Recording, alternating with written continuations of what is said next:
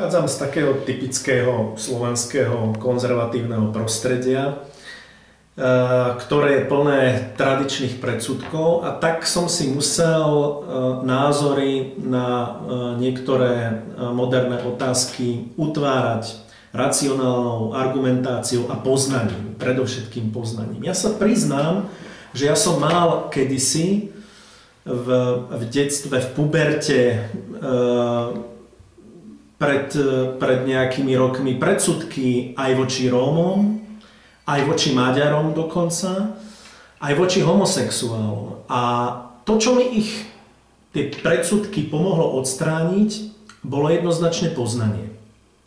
Poznanie oslobodzuje. A myslím si, že nikto z nás by sa nemal báť neznámeho, nemal by sa báť spoznávať veci, o ktorých vie veľmi málo, a nemal by sa báť odstraňovať predsudky, ktoré vznikajú len na základe neznalosti.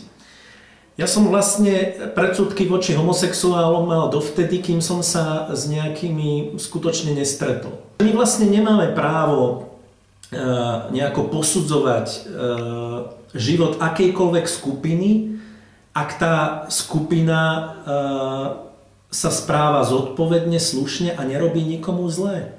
Ja by som sa chcel spýtať všetkých tých, ktorých znepokojujú vraj nemravné spôsoby homosexuálov, lesbičiek a vôbec minoritných skupín, že či niekedy protestovali proti pedofílii v katolíckej cirkvi.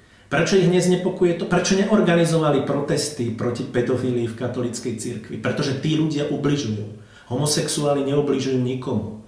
Bohužiaľ, na Slovensku máme také prostredie, keď ľavicová strana, najsilnejšia, hovorí, že tieto otázky ju nezaujímajú, pretože ju zaujímajú otázky, čo trápia ľudí, tak musím povedať, že otázky minimálnej mzdy, ktoré patria do centra programovej agendy Smeru, sa týkajú oveľa menšieho počtu ľudí ako občianske práva homosexuálov.